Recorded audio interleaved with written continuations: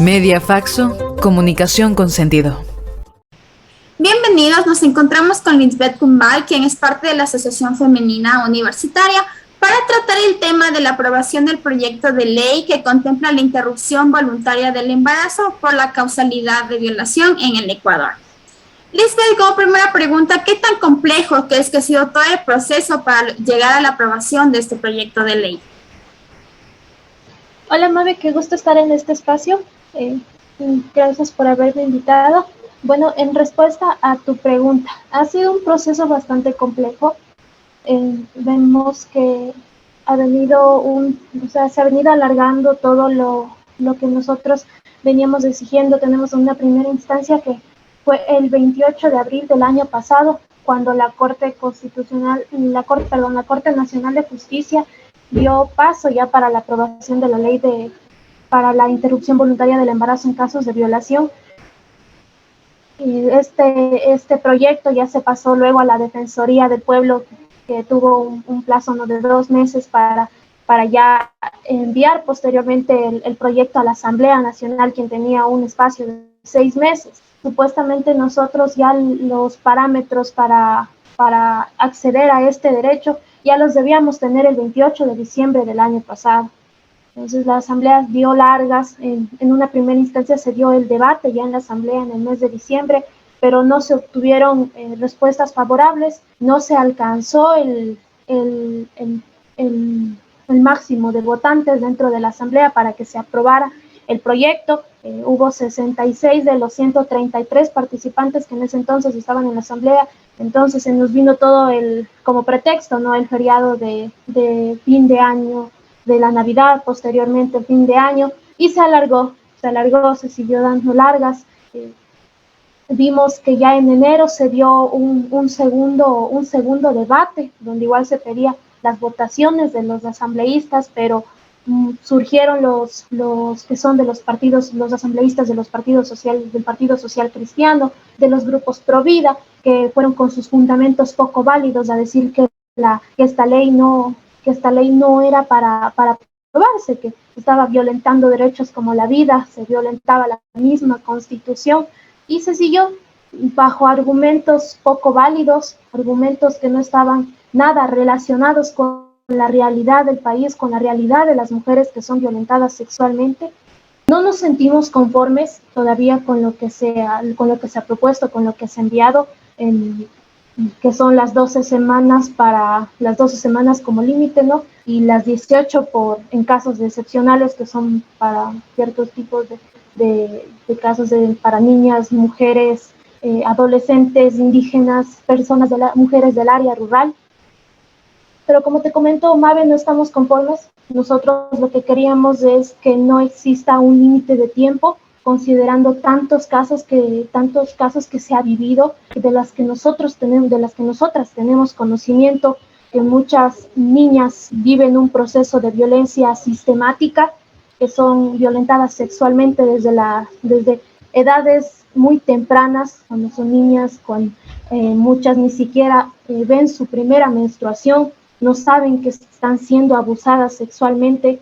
Entonces, en este contexto, nosotras considerábamos que no debía haber un tiempo límite, que las mujeres tienen derecho a interrumpir su embarazo en casos de violación cuando ellas lo deciden. Al principio se estipulaba que sean 28 las semanas para poder interrumpir el embarazo, y a la final se fueron bajando los plazos hasta llegar a las 12 semanas para mayores de 18 años y hasta las 18 semanas para niñas.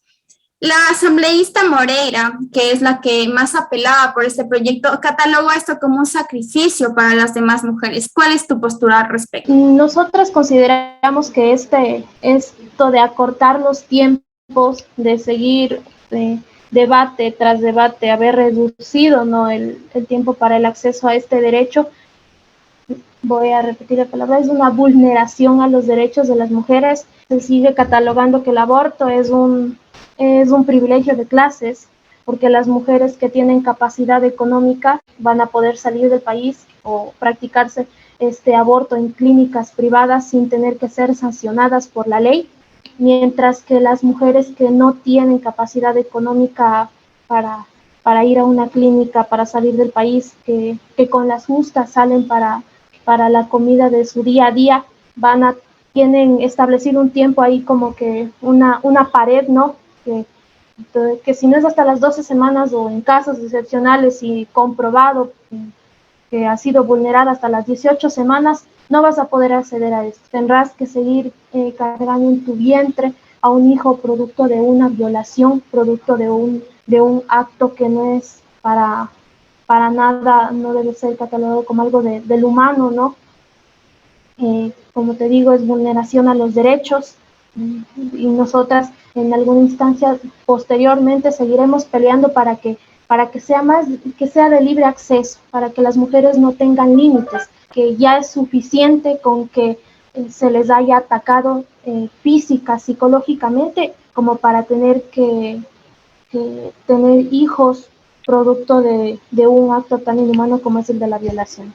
Muchísimas gracias, Lisbeth. Otro de los puntos que está explícito dentro de la ley ya aprobada, que se mandó ya al mandatario, ya vamos a hablar acerca de eso, es sobre la objeción de conciencia que tienen los médicos.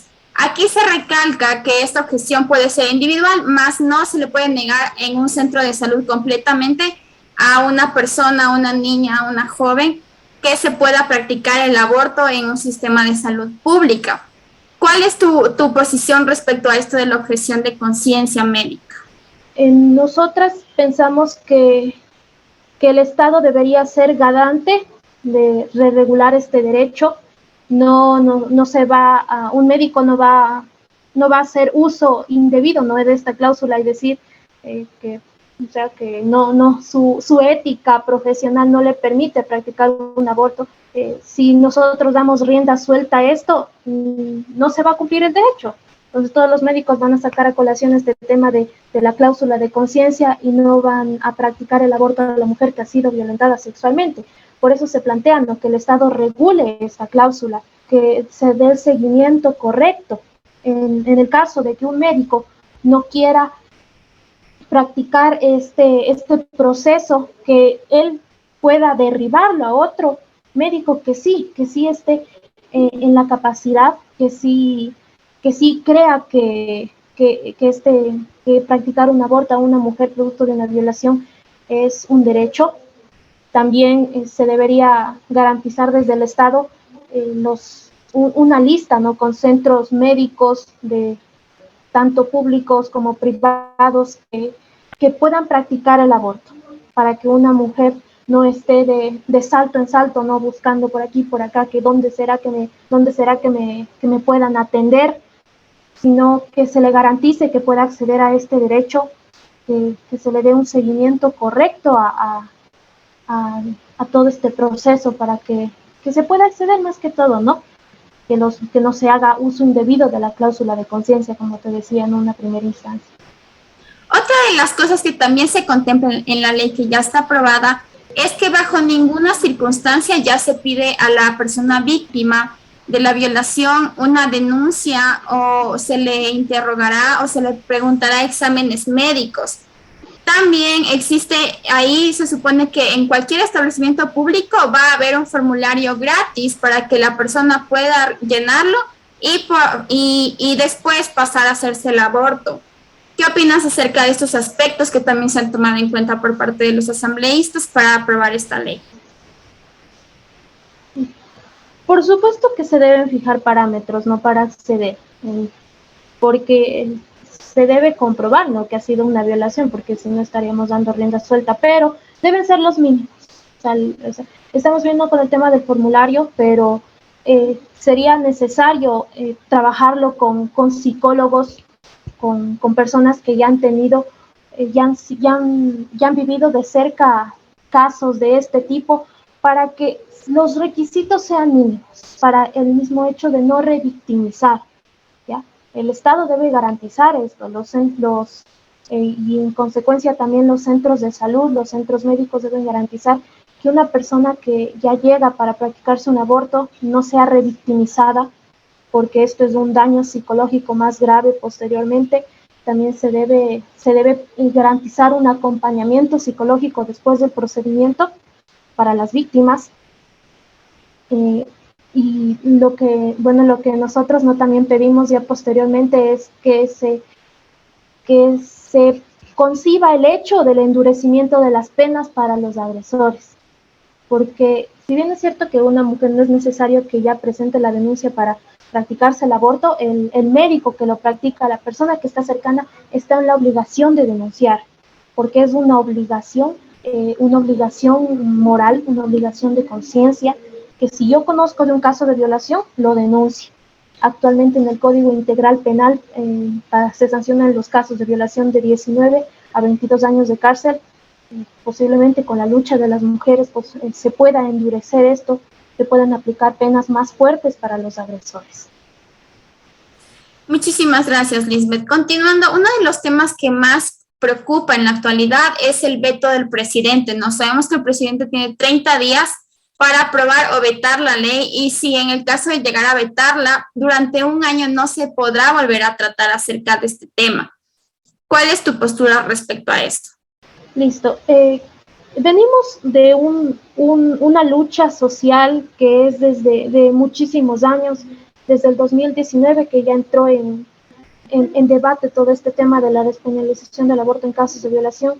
Lo que nosotras hacemos desde los colectivos es exigir al presidente que se respete esta lucha histórica que tenemos, que por ningún caso se piense en vetar esta ley, tanto íntegra o parcialmente, de ninguna forma. Ya ha sido tiempos y tiempos de lucha. Las mujeres estaremos aquí en la vigilia.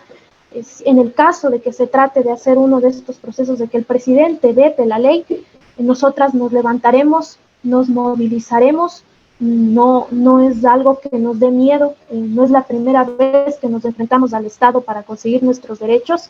Estamos vigilantes y esperamos, ¿no?, que en estos 30 días que tiene el gobierno para publicar esta ley en el registro oficial o vetarla, no se dé la segunda instancia, sino que ya se haga pública para que las mujeres no sigan siendo sancionadas, judicializadas por haber sido violadas y abortar. ¿Cuáles dirías tú que son los aspectos positivos y negativos en la redacción de la ley? Para hablar de los aspectos positivos, el simple hecho de que se haya aprobado la ley, porque es un logro histórico. Se pedía, ¿no?, a la Asamblea se pedía a la Asamblea, ¿no?, que apruebe la ley porque estaba en sus manos hacer historia. Se ha hecho, aunque no de la forma de mí. Ahí vienen los contras, ¿no? Que el mismo hecho de fijar un límite de tiempo, porque muchos de los asambleístas que están ahí, que aprobaron la ley, y que otros que se abstuvieron, otros que votaron en contra, no conocen realmente la situación, lo que está detrás de estas historias de mujeres que han sido violentadas sexualmente.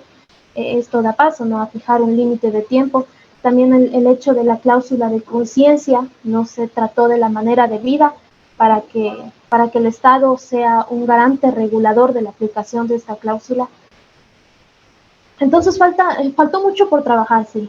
¿Qué derechos son los que vulnera el Estado y está vulnerado aún al aprobar esta ley para todas aquellas mujeres que se dan cuenta del embarazo, que deciden abortar fuera del periodo de tiempo y ya no lo van a poder realizar en el país?